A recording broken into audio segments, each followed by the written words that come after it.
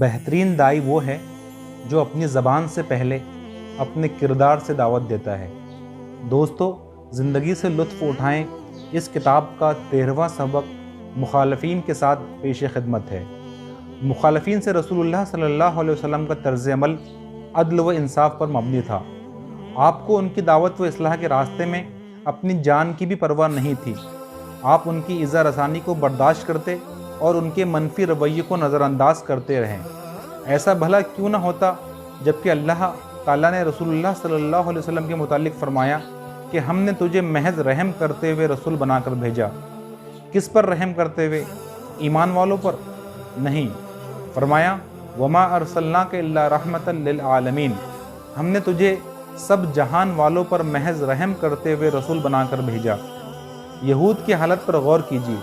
وہ اللہ کے رسول کی مذمت کرتے اور بلا جواز دشمنی روا رکھتے تھے۔ اس کے باوجود آپ ان پر شفقت کرتے اور ان کے معاملے میں نرمی اختیار کرتے۔ ام المومنین عائشہ رضی اللہ تعالیٰ عنہ بتاتی ہے، ایک بار یہود نبی صلی اللہ علیہ وسلم کے گھر کے قریب سے گزرے۔ انہوں نے کہا السلام علیکم۔ السلام علیکم کے بجائے مطلب یہ کہ تمہیں موت آئے۔ رسول اللہ صلی اللہ علیہ وسلم نے جواب دیا وعلیکم، اور تمہیں بھی۔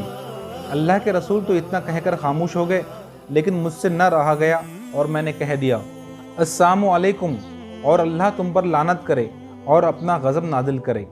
اس پر اللہ کے رسول نے فرمایا ٹھہرو عائشہ، نرمی اپناؤ، درستی اور بدگوئی سے بچو۔ میں نے کہا آپ نے سنا نہیں انہوں نے کیا کہا؟ رسول اللہ صلی اللہ علیہ وسلم بولے تم نے سنا نہیں میں نے کیا کہا؟ میں نے ان کا جواب دے دیا میری بد دعا قبول کی جاتی ہے جبکہ ان کی مجھ پر بد دعا قبول نہیں کی جاتی۔ جی ہاں، گالی کا جواب گالی میں دینے کی آخر ضرورت ہی کیا ہے؟ کہ اللہ نے یہ نہیں فرمایا وَقُولُوا لِلنَّاسِ حُسْنًا، اور لوگوں سے اچھی بات کہو۔ ایک دن رسول اللہ صلی اللہ علیہ وسلم اپنے اصحاب کے ہمراہ کسی غزوے کے لیے روانہ ہوئے۔ واپسی پر مسلمانوں نے راستے میں ایک مقام پر پڑاؤ کیا جہاں اشجار یعنی درختوں کی بہتات تھی۔ صحابہ کرام بکھر گئے اور درختوں کے سائے میں آرام کرنے لگے۔ اللہ کے رسول بھی ایک درخت کی طرف بڑھے، اپنی تلوار اس کی ٹہنی سے لٹکائی، چادر بچھائی اور سو گئے۔ اسی اثناء میں ایک مشرک ادھر آ دھمکا۔ اس نے آپ کو تنہا دیکھا تو دبے پاؤں آیا اور درخت کی شاخ سے تلوار اتار لی، پھر گرج کر کہا محمد تمہیں مجھ سے کون بچائے گا صلی اللہ علیہ وسلم۔ رسول اللہ جاگ اٹھے۔ یہ بڑی نازک صورتحال تھی۔ ایک آدمی ہاتھ میں تلوار لیے سر پر کھڑا ہے۔ رسول صلی اللہ علیہ وسلم تن تنہا ہیں، تہمند کے سوا آپ کے جسم پر کوئی کپڑا نہیں۔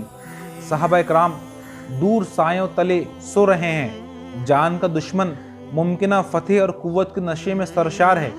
اس نے دوبارہ کہا تمہیں مجھ سے کون بچائے گا؟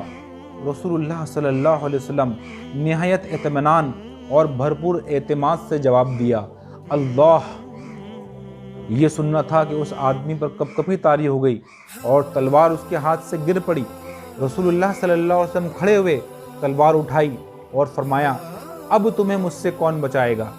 آدمی کا رنگ فک ہو گیا، اسے اپنی جان کے لالے پڑ گئے۔ اس نے اللہ کے نبی سے رحم کی اپیل کرتے ہوئے فریاد کی کوئی نہیں، مجھے آپ سے صرف بھلائی کی امید ہے۔ آپ نے پوچھا اسلام لاتے ہو؟ اس نے کہا نہیں، لیکن یہ وعدہ کرتا ہوں کہ اس قوم کا ساتھ نہیں دوں گا جو آپ سے جنگ کرے گی۔ رسول اللہ صلی اللہ علیہ وسلم نے اسے معاف کر دیا اور اس سے اچھا سلوک کیا۔ یہ آدمی قوم کا سردار تھا۔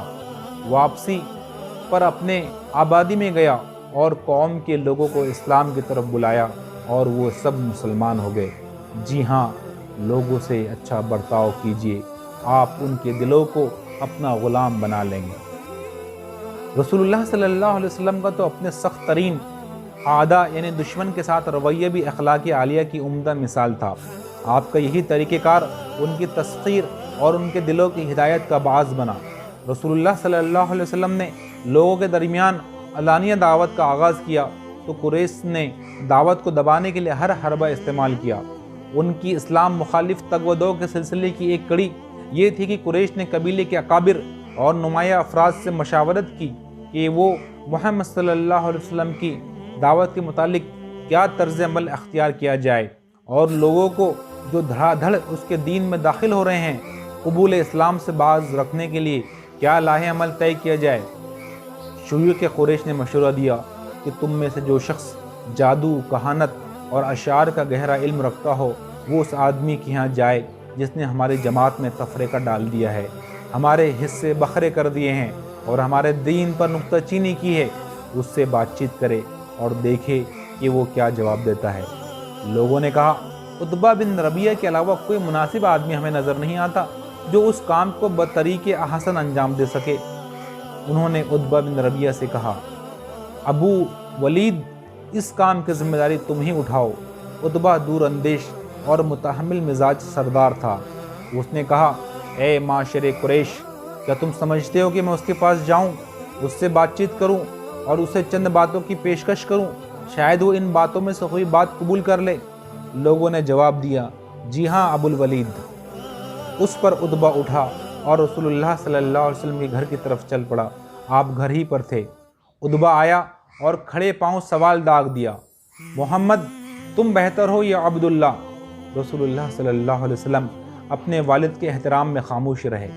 عتبہ نے دوسرا سوال کیا، تم بہتر ہو یا عبد المطلب؟ رسول اللہ صلی اللہ علیہ وسلم اس بار بھی اپنے دادا عبد المطلب کے احترام میں چپ رہے۔ عتبہ کہنے لگا، اگر تم کہتے ہو کہ یہ حضرات تم سے بہتر ہے تو انہوں نے انہی خداؤں کی پرستش کی جنہیں تم برا کہتے ہو، اور اگر تم یہ کہتے ہو کہ تم ان سے بہتر ہو تو بات کرو، ہم تمہاری بات سنتے ہیں۔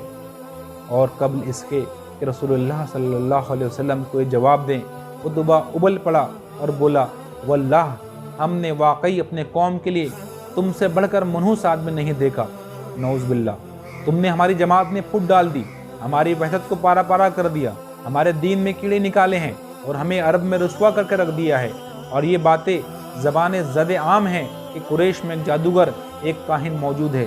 واللہ ہم حاملہ عورتوں کی پکار جیسی کسی پکار کے منتظر ہے کہ وہ بلند ہو اور ہم تلوار لے کر ایک دوسرے پر پل پڑیں اور فنا ہو جائے۔ ہمارے غصے کے عتبہ کا رنگ بدلا ہوا تھا۔ رسول اللہ صلی اللہ علیہ وسلم با ادب بیٹھے خاموشی سے سن رہے تھے۔ عتبہ کا غصہ ذرا ٹھنڈا ہوا تو وہ اپنے اصل مدعا کی طرف آیا اور بولا، دیکھو بھائی، تم جو دعوت دیتے ہو، اگر اس سے تمہارا مقصد مال کمانا ہے تو ہم تمہیں اتنا مال دیں گے کہ تم قریش کے امیر ترین آدمی بن جاؤ گے، اور اگر تمہاری سرداری چاہیے تو ہم تمہارے نام پہ جھنڈے باندھ دیتے ہیں اور تم ساری عمر سردار رہو گے، اور اگر تمہیں عورتوں کی چاہت ہے تو قریش کی جن 10 عورتوں سے تم کہو ہم تمہاری شادی کر دیتے ہیں، یا جو تمہارے پاس آتا ہے وہ کوئی جن ہے جسے تم دیکھتے ہو لیکن دور کرنے کی طاقت نہیں رکھتے، تو ہمیں بتاؤ، ہم منہ مانگی قیمت ادا کر کے تمہارا علاج کراتے ہیں تاکہ تمہارا اس سے پیچھا چھوٹ جائے۔ یہ کوئی انہونی بات نہیں جن پر آدمی غالب آ سکتا ہے، دوا کی جائے تو یہ کیفیت جاتی رہتی ہے۔ عتبہ رسول اللہ صلی اللہ علیہ وسلم سے اسی بھونڈے طریقے سے گفتگو کرتا اور آپ کو قسم قسم کی لالچ دیتا رہا۔ رسول اللہ صلی اللہ علیہ وسلم اطمینان سے اس کی بکواس سنتے رہے۔ پیشکشیں اپنے اختتام کو پہنچی، بادشاہت، مال، عورتیں اور جنون کا علاج۔ عتبہ خاموش ہوا اور نبی صلی اللہ علیہ وسلم کے جواب کا انتظار کرنے لگا۔ صبر و ثبات کے پیکر نے نگاہ اٹھائی اور نرمی سے کہا، ابو الولید، آپ کی بات پوری ہو گئی۔ عتبہ کو صادق و امین کی اس باوقار انداز پر حیرانی نہیں ہوئی۔ اس نے مختصر جواب دیا، ہاں۔ آپ نے کہا، پھر میری بات بھی سن لے۔ عتبہ بولا، ٹھیک ہے۔ رسول اللہ صلی اللہ علیہ وسلم نے حامیم سجدہ کی تلاوت شروع کی۔ عتبہ سنتا رہا۔ یکایک وہ زمین پر بیٹھ گیا، پھر اس کا جسم کپکپایا۔ اس نے اپنے ہاتھ دونوں پچھلی جانب رکھے اور ان پر ٹیک لگا لی۔ رسول اللہ صلی اللہ علیہ وسلم پڑھتے رہے اور وہ سنتا رہا۔ جب آپ اس آیت پر پہنچے جس کا ترجمہ ہے، پھر اگر انہوں نے منہ موڑا تو کہہ دے کہ میں تمہیں عاد و سمود کی کڑک جیسی کڑک سے خبردار کر دیا ہے، تو عتبہ عذاب کی دھمکی سن کر کانپ اٹھا اور وہ اچھل کر کھڑا ہوا اور اپنا ہاتھ رسول اللہ کے منہ پر رکھ دیا تاکہ آپ مزید قرات نہ کریں، لیکن رسول اللہ صلی اللہ علیہ وسلم نہیں رکے اور تلاوت کرتے رہیں۔ سجدے تلاوت والی آیت پر پہنچے تو سجدہ کیا، پھر سجدے سے سر اٹھایا اور عتبہ کی طرف دیکھ کر کہا، ابو الولید، آپ نے سن لیا؟ اس نے جواب دیا ہاں۔ رسول اللہ صلی اللہ علیہ وسلم نے فرمایا پھر آپ جانیں اور آپ کا کام۔ عتبہ خاموشی سے اٹھا اور اپنے ساتھی کے پاس گیا جو بڑی بے چینی سے اس کے منتظر تھے۔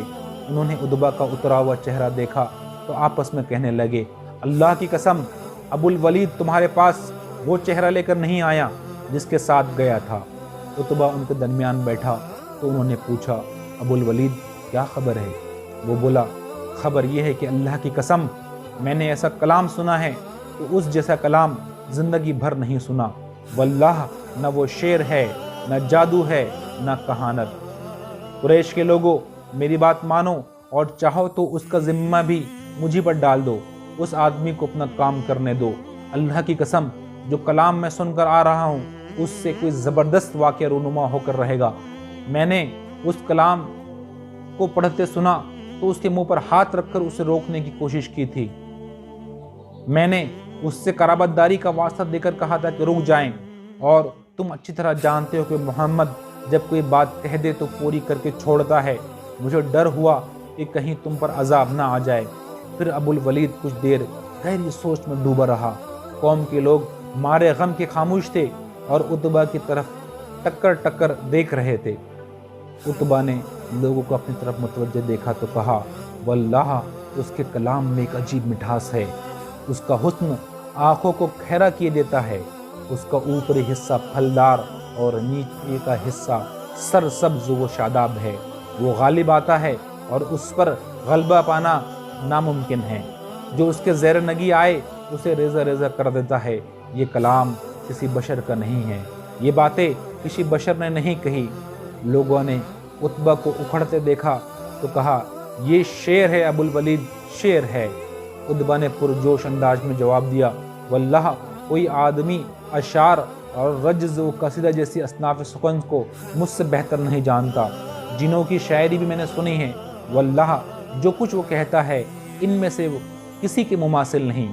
یوں عتبہ رسول اللہ صلی اللہ علیہ وسلم کے معاملے میں اپنی قوم سے مناقشہ کرتا رہا۔ یہ درست ہے کہ عتبہ اسلام نہیں لایا، تاہم دین کے لیے اس کا دل نرم پڑ گیا تھا۔